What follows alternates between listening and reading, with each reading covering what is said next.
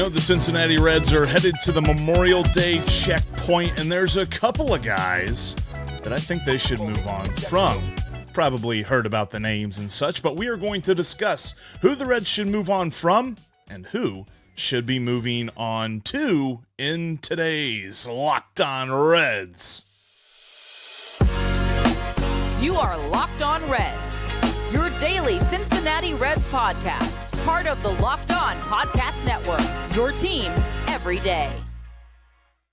You are Locked On Reds, and I am Jeff Carr. I'm a lifelong Cincinnati Reds fan, and I've turned an addiction to this team into information for you. Steve is not with me today. He is my co-host, but we are both lifelong Cincinnati Reds fans and so happy to be sharing some time talking some Reds with you here today. I want to encourage you to jump in the comments section. This is a live episode as we get you ready for the final of the 4-game set between the Reds and the Cardinals at Grand American Ballpark today. First pitch is just actually right over an hour away from right now. There's lots to talk about where it comes to the chance of the Reds possibly winning today. I mean, we've got Luke Weaver on the mound. He's looked okay here recently. We're going to get into all of that coming up here in a minute. Plus, I've got some thoughts on a couple of dudes who we've seen some recent performances on, and you're probably wondering, how does this dude fit into the future of the Reds team, i.e. Ben Lively? We're going to talk about that in a little bit, but before we get into those two things, we got to talk about this because everybody is asking, when are we going to move on from so-and-so? It's that time of year, and I want to hear from you. Jump in the comments section. Let me know, what player are you looking to move on from? Because I got two on my mind right now, and it's very obvious who the two are. I think that we've seen all we need to see, and I know that Steve and I have been saying here recently, like, let's see if we can give him a little bit more time, but man, it really looks like Wil Myers just isn't going to figure it out, right? I don't know what's going on here, and it's something that I wish we could give more time to, but I feel like there's some other dudes that are producing on this team, and I would really love to see those guys get some more shot. I mean, I think, and the more that I try to explain it, because I did this with TJ Friedl last season. When TJ Friedl was first called up, I'm like, it's cool. Like, guy like that, great story, not really a huge prospect. Let's see what he's got. Probably not going to be a lot, but he played well, and he continues to play well. And ever since he's come back from the injured list, he has played fantastic. And I want to see if he can continue to be a huge guy for this team. But what is Stuart Fairchild? Stuart Fairchild is a guy who last September really blew up and really had some nice numbers where it comes to average and slugging percentage and things like that. But it was in such a small window, you're like, I don't know if I can trust this. I don't know if this is something that I'm going to lean on too much because it's been such a short sample size. And he kind of struggled to start this year. But this last week or so, he started to put together some interesting performances, and it comes at a very bad time for Wil Myers because Wil Myers continues to not do anything at all. And the reason that we were excited about him when the Reds added him to the roster, we looked at him, and I even looked at his career numbers, and I said, I really think that he's a Nick Castellanos light. Well, that was the wrong take. But career-wise, their numbers are comparable. It's just, Wil Myers doesn't have that one singular year like Nick Castellanos had in 2021. So what do you make of all of that? Is this something that this guy's going to come back from as soon as the weather is getting good and, as things get warm and stuff like that? Well, guess what? The weather's kind of nice right now. Like, I don't know if you looked outside your window or if you're going down to the ballpark today, but this is a beautiful day to go down to the ballpark. I really think we are getting into the point of the season where excuses are gone. There are no more corners to hide in. There's no more things that you can say like, this and maybe and that. No. I think we're to the point that we've really got to consider what is next. And Craig, I kind of feel you on this. And maybe it's something that, maybe he catches hot in the next couple of weeks, but as of right now, I really think that the clock's ticking because the plan for Wil Myers coming in here is clear. Whenever the Reds signed him, they said, we're going to sign him, he's going to blow up, and then we're going to trade him. Because we're bringing him into one of the most hitter-friendly parks in the league. Like, outside of the thin air of Coors Field, Great American Ballpark is one of the best places to be if you're holding a baseball bat. Wil Myers hasn't really benefited from that because I don't get it. Like, you watch him at the plate, he's got that weird, really far away from the plate stance, and it's not like he's getting closer to the plate as we go along. He's not adjusting that. And I thought that Barry Larkin made a great point the other day on the television broadcast where he said, Davey Johnson would tell me if you're struggling, hit the ball to right center, being a right-handed hitter, push the ball. Put it to the opposite field, and then you're going to start pulling it naturally. Because right now it looks like Wil Myers is trying to pull the ball, so when he makes good contact, it's going into the stands in foul territory, and it's not doing any good. It just feels like there's some sort of adjustment that he needed to make a couple of weeks ago. I wish I could say he can make it right now and it would fix, but I really think it's time that we give Stuart Fairchild some more. I want to see Jake Fraley play against lefties. I do. And I think that we need to open up opportunities like that. TJ Friedel needs to be playing every single day. I know of no argument against TJ Friedel playing every day at this point. I mean, David Bell thinks highly of him enough to put him in the leadoff spot and put Jonathan India in the third spot so that Matt McLain can stay in the second spot. That's how well TJ Friedel has played. So I think that we are looking at a situation that as we continue to move into June and as we're getting into the trade deadline season, not only am I not sure Wil Myers has much value, I mean, maybe they could flip him for a project, but I really don't necessarily know that he's going to help this team if he's in the lineup, and this team needs to figure out some dudes. And not to mention, you got a dude in AAA, TJ Hopkins, that's absolutely kicking butt right now. You can make a case that you call him up. You give Jake Fraley everyday playing time, TJ Friedel everyday playing time. And I think Hopkins is a right-hander, so it doesn't make sense to platoon two righties, Stuart Fairchild and TJ Hopkins, but you can figure out the playing time there somehow. And I think that would be more beneficial because we know for a fact Wil Myers ain't going to be here whenever the Reds are good again. He's kind of just hey, get me there from A to B. We hoped he was going to be a middle of the order type dude this year, and he just absolutely hasn't been. I think it's time to cut bait and run whenever it comes on this one. And the other one, and this one kind of pains me a little bit, and I saw it back here in the comments. Yeah, Tom kind of had me pegged. I think Tom's reading my mind today. But I think it's time. And I think the Reds are telling us that it's time that they move on from Jose Barrero. And I know he's had a very limited number of plate appearances as a major league ball player, but it just feels like he's not getting better. And he's going to have those games where it's like, a couple of hits or something like that. His plate discipline has improved. He's not striking out as much, but that bar was really low so far as how he could improve his strikeout rate. And you're talking about an easy 1-for-1 trade, which it's a call up. It's not a trade, but 1-for-1 trade of calling up Elly De La Cruz and sending down Jose Barrero. I mean, Elly De La Cruz has nothing left to prove at AAA. If you saw, by the way, ESPN prospect rankings now has Elly De La Cruz number 1 overall, not just in the Red system, in Major League Baseball. ESPN says that Elly De La Cruz is the top prospect, period. I don't know what else he has left to prove. It's time to call him up. It's time to get that electric bat in this lineup and beef up the middle of this order. I think that Barrero is the kind of guy that maybe if you send him down and then you say, okay, we're going to move you positions, you're not going to play on the infield anymore, you're going to be an outfielder or something like that. Because think about this. The only position he has played other than shortstop this year is center field. He hasn't played second. He hasn't played third. He's not really shown that he's got some sort of, play all over the diamond type mentality. And I think that if you send him down to AAA, maybe you can create some value in getting him used to the outfield because it feels like he's got the arm to be an outfielder. but I don't necessarily know that we have the major league bandwidth for him to figure out the outfield up here.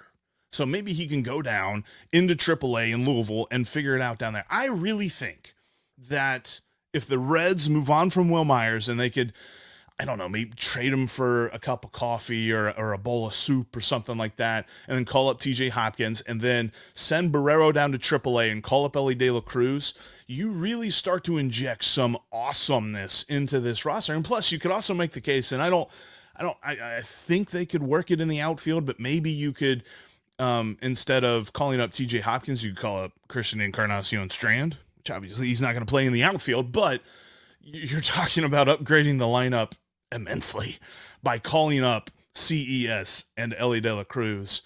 And I really think it's time to move on from those two guys.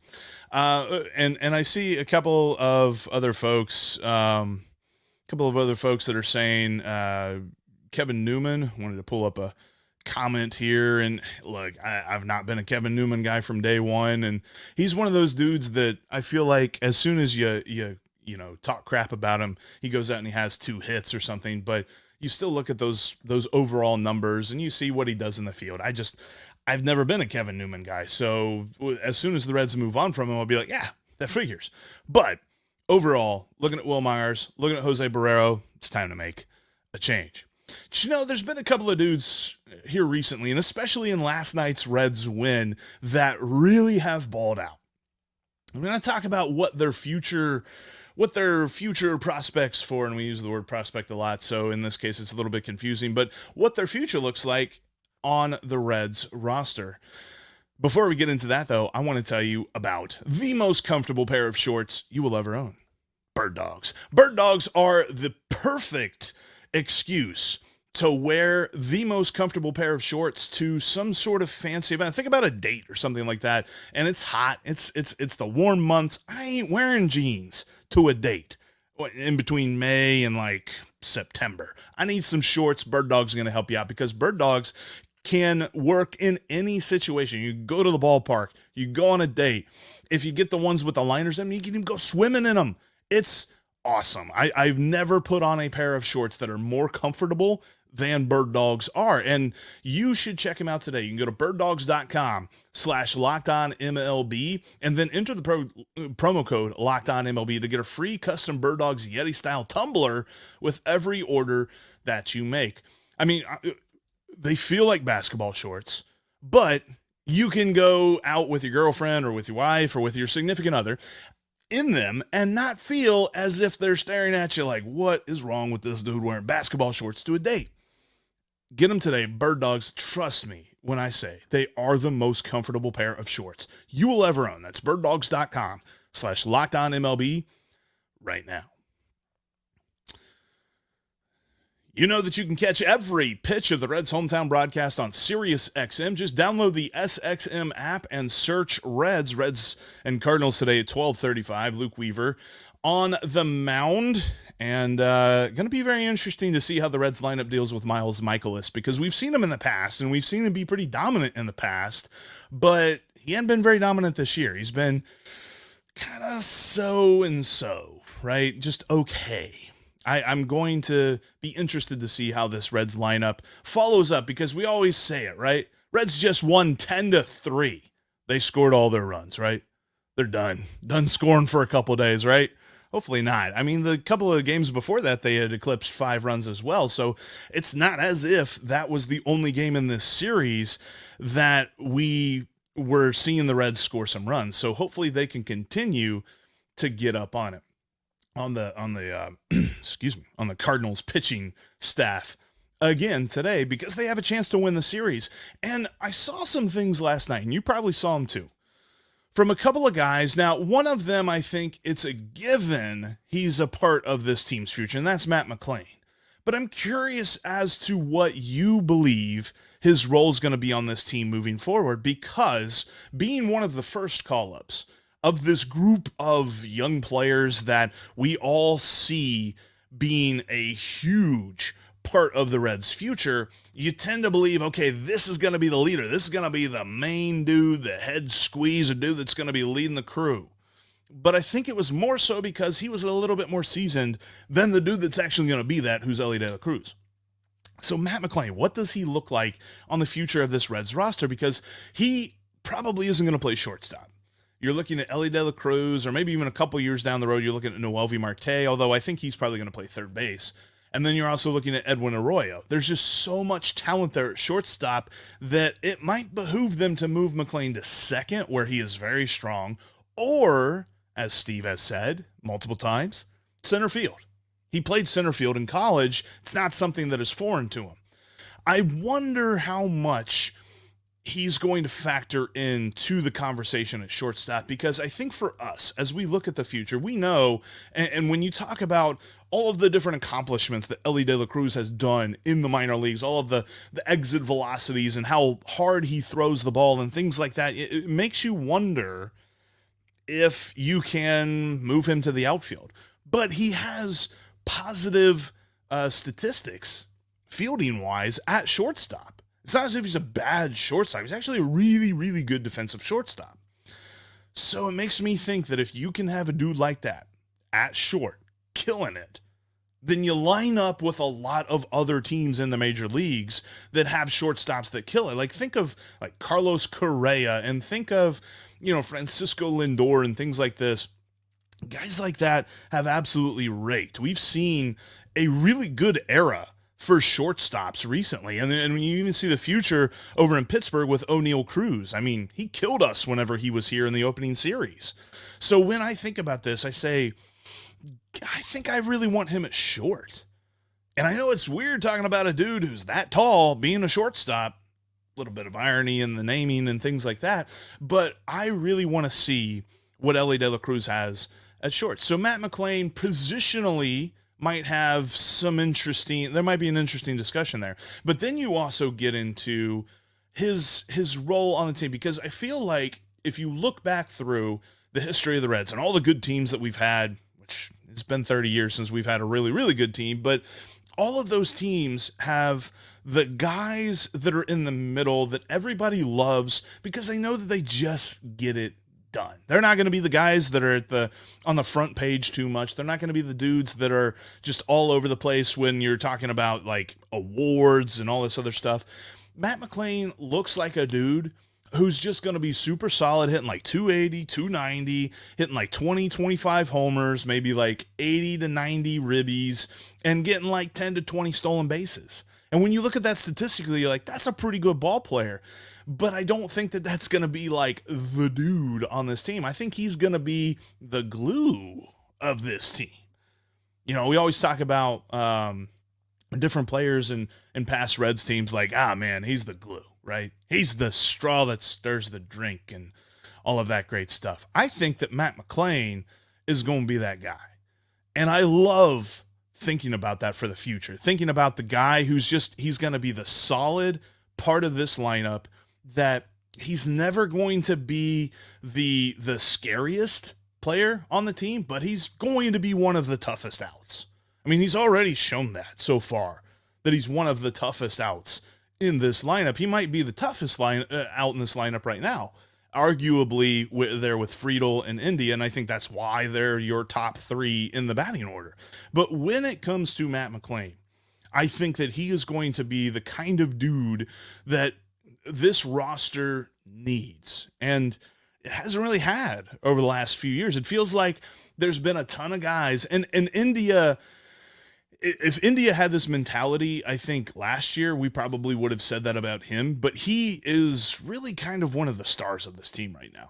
And I think he could continue to be, depending on where he plays and how he reacts to things like that. So overall, I kind of think that Matt McLain is just that dude that is going to be the solid player right there in the middle of the order for the Reds. Probably batting, I don't know if he's going to stay in the top three. He might be more of like a sixth hitter or something like that. Like, think about it. When you have the main dudes up, you may make a case for him leading off. I'm not really sure, but you would probably have something like, if India is still here playing like left field or something, have India leading off.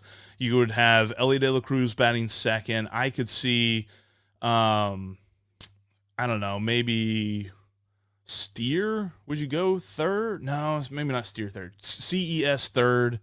And then maybe fourth is where we're hopefully Tyler Stevenson kind of figures some things out here soon, and he slots back into that fourth spot. And then fifth, you're looking at Spencer Steer. Sixth, probably where I'm putting Matt McLain. And then, your bottom third of the order can kind of move around accordingly. Maybe Spencer or maybe Nick Senzel is still here. But I think that overall, Matt McLain is going to be a huge part of this team moving forward, more so as like the glue in the middle of the roster. The other thing that I was thinking, and this was something that we said in the offseason, something we said in spring training coming up about Connor Overton, and that he could be your emergency starter. He could be a spot starter, but he could be a really valuable long relief pitcher as well. And I think if you're telling me at some point we're going to see Andrew Abbott, because he's been amazing. At some point, Levi Stout's going to be up here to stay. It's not going to be these weird call him up for a day, send him back down for a couple weeks things. And then, of course, we have Brandon Williamson, and then Nick Lodolo is going to come back healthy. That's really the guys that I think profile more as rotation pieces than Ben Lively does. However, Ben Lively has really shown some good stuff here recently. And if you're telling me that you can have a guy like that in your bullpen who is super versatile and say you've got a day where one of your starters struggles, you can bring in Ben Lively and save the bullpen for a few innings. And then you can take a look at, maybe if you have a doubleheader or if you need to give a dude an extra day of rest or something, Ben Lively can be your sixth or seventh starter or something like that. Every team needs depth in their starting rotation. We've seen that in spades early on this season, because when you're talking about injuries to guys and dudes struggling and needing to work on some stuff, and maybe AAA is where they need to do that in, I think Ben Lively really profiles as an interesting piece for this team. And it's funny because he was a prospect here, right? Like he was part of the Marlon Byrd trade. Remember Marlon Byrd? Sent Ben Lively to Philadelphia for him. And he comes up through there. He kind of struggles, and then he goes overseas and he gets it right. He figures it out. He figures out the mental side of the game. And you saw it yesterday. Like he gave up 2 solo home runs. Did that affect him? No. 8 strikeouts in 6 innings. I mean, that was beautiful stuff. And I think we're talking about base runners total. I think he had more strikeouts than base runners. Yeah. So that is the kind of stuff you would love to see. And he's done it now against 2 pretty good lineups. He did it against the Yankees and he did it against the Cardinals. So I don't think this is nothing. And shout out to a friend of the podcast, Ken Huber at Obscure Reds on Twitter. He said, I don't think he's, I don't know if he's, I should have pulled up the quote. I don't know if he's right, but I know he's right now.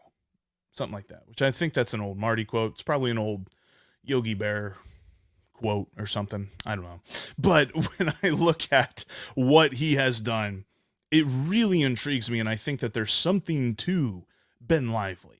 And I'm interested to watch his next start, because if he continues this, like I really think Ben Lively could be an interesting part of the pitching staff moving forward.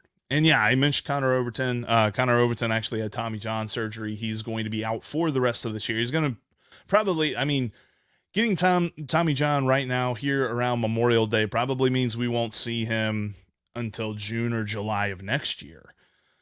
And I think we kind of know what Connor Overton is, which is a little bit of a bummer because I thought he was going to be a little bit more for this team, but sometimes that happens. And I think we've got a shot here. It's only been 2 appearances for Ben Lively, but I think he could be an important part of this pitching staff as kind of a little bit, maybe the glue. I don't know. I keep using that term. Matt McLain's the glue. Ben Lively's the glue. We got a lot of glue on this team. Coming up, we are live, so I'm going to take some questions and some comments, and I got an interesting question that I just saw pop up that we're going to talk about here in just a moment that is in regards to Hunter Green. All right, before we get into that, though, I want to tell you about the best way to manage your money, and that is Rocket Money. 80% of people have subscriptions they forgot about. Like me and my wife right now are trying to go through the Fast and Furious movie series. And I don't know if you know this or not all of them are on one streaming service. I don't know why they do that, but because of that, you have to be like, all right, let's do a free trial here. And then you forget about it. And then you're paying for the streaming service that you don't use. Rocket Money can help you clean that up because Rocket Money is a personal finance app that finds and cancels your unwanted subscriptions, monitors your spending, and helps you lower your bills all in one place. And seriously, you can get on Rocket Money and you can be like, yo, look at all my subscriptions. Let's see what all I'm paying for. And Rocket Money will show you. And if you don't want to pay for that subscription anymore, all you got to do is click cancel. Rocket Money will take care of the rest. You won't have to pay that subscription anymore. In fact, Rocket Money saves the average person up to $720 a year. I don't know about you, but $720 a year could really take me some places. You know, a couple of Reds games here and there.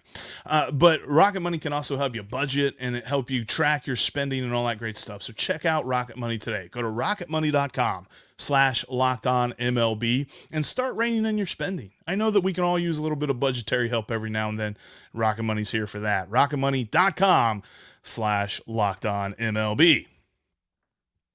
Also, don't forget, you can catch every Reds hometown broadcast on the SiriusXM app. Just search Reds on the SXM app. All right, we are live. I appreciate everybody in the comments. Everybody's super active today. I think we're all happy, right? I mean, when the Reds beat the Cardinals by a touchdown, everything is good in Cincinnati. Let's put it this way. I got a question from the Quirky Picker, Chad. What's up, Chad? Thanks for jumping in. Said, why can't Hunter Green get run support? Just dumb luck, or is there a reason? I wanted to start with this one because I've seen a lot of weird questions and weird thoughts here recently, and I think we as people tend to put more stock in this than the players do or anything like that. There's been a lot of people that have said, boy, Hunter Green got that contract, Nick Lodolo started struggling. Or Hunter Green got that contract and Graham Ashcraft started throwing meatballs up there. Or Hunter Green got that contract and now nobody wants to help him out and score runs. Like, players get contracts. That's a weird talking point for me, and I don't understand why people are so obsessed with other people trying to get revenge on him for getting paid. Think about all the dudes in Major League Baseball that are making tons of money. I mean, the Philadelphia Phillies are handing out so much money, and the Mets and really the Braves. I mean, all of their long-term contracts have their payroll up over $200 million. You're talking about the NL East is shelling out a lot of money right now. And they're pretty good. I don't think there's any correlation between making a lot of money and your teammates resenting you. Like, maybe there's a personal aspect to it, and maybe they don't hang out after the game. But I think once they hit the field, they understand they got a job to do. And they understand that they got to win. And they're not going to, start throwing games or start not hitting when it comes to Hunter Green starts. I think it's mostly bad luck. In fact, I mean, you can go back through multiple seasons. I remember going back all the way mid-2000s. Aaron Harang was a dude. He pitched so well, and I'm pretty sure the Reds scored like 1.5 runs on average per start for Aaron Harang.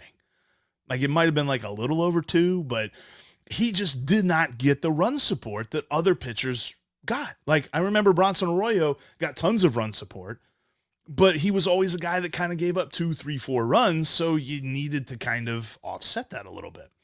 When it comes to Hunter Green and his performances this season, I think it's easy for people to see the antiquated and ridiculous pitcher win-loss stat and say there's something wrong with him. We got to figure this out. It's just bad luck, man. Just bad luck. I really think that he is going to be just fine, and I'm looking forward to when that happens. I mean, he has pitched so well here recently, and I can't wait to see when he starts getting the results on that. Shout out to Wolfpack. Did cover this in the first segment. Yep. Wil Myers, want to move on from him. I'm interested on this one. When India, and thanks, John, would India accept becoming a DH, or would he take that as a slap in the face and be an unhappy camper? I don't think his personality would allow him to be an unhappy camper, but I don't think he likes the idea of becoming a full-time DH either. You remember that he was pretty good friends with Nick Castellanos and Jesse Winker, and both of those guys, when they were here, voiced their displeasure for the DH position. In fact, if I remember right, Nick Castellanos said specifically that he came to a National League team because he didn't want a DH. He wanted to play right field. And I wonder if there's a mentality about players that they see the DH position, and part of it has to be tied to contracts a little bit, because I feel like it's very hard for a player to forego half of the game, the defensive side of the game, but then come around and say, I want $100 million. Like, I don't necessarily, we're probably going to see that here soon just because contracts continue going up and up and up and through the roof. But when it comes to India DHing, I think, and I don't necessarily think that it would be a situation where David Bell and Nick Krall come to him and say, you're going to DH for your life. They're probably just going to say, hey, for the next little bit, we're going to switch you to DH. And then if he gets comfortable with it, that's cool.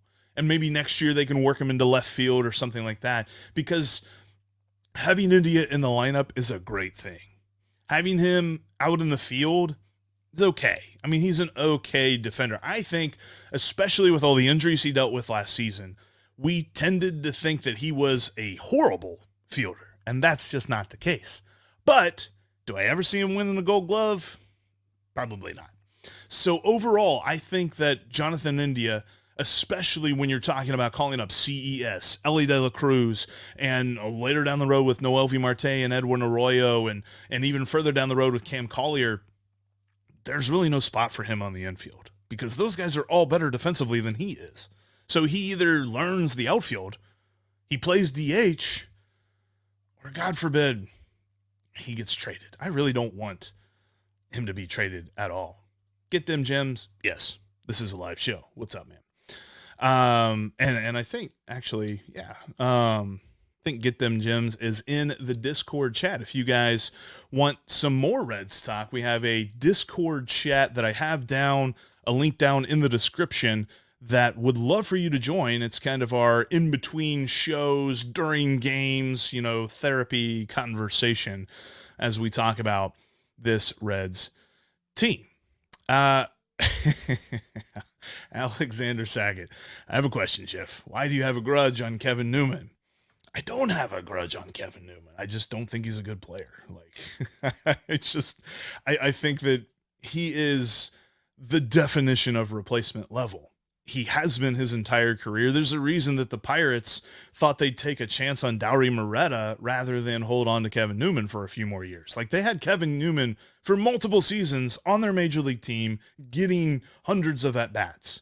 And they decided that they'd rather figure out if Dauri Moreta, who seemed to give up 19 home runs per 9 innings, would give him a shot. Now, to his credit, he pitched pretty well in the beginning part of this season. And he's always a guy that I thought would be interesting for the Reds. But I think Kevin Newman at best should be a bench player.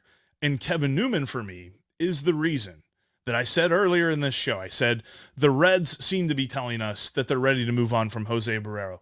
The more playing time you give to Kevin Newman, the more you're telling me Jose Barrero ain't the guy. Because if Kevin Newman deserves more playing time than Jose Barrero, then Jose Barrero is below replacement level. Because that is what Kevin Newman is. He is a replacement level player. And there's plenty of room for guys like that on this team, on any team. But those are the guys you have at the end of the bench, not playing every other day. Oh, man. I wonder about this, Carrick, and it's something that I want to have Lindsay on as we get closer to the draft. Lindsay Crosby, Locked On MLB Prospects. He is deep into draft stuff. By the way, definitely check out Locked On MLB Prospects. I know that his episode today was talking about the new ESPN rankings, which means he's going to talk about Elly De La Cruz, the new number one guy, but also he knows the draft. He covers Auburn college baseball, but he also really studies the draft well. And he will have a deep insight on this, and he's going to be able to answer this question a little bit more.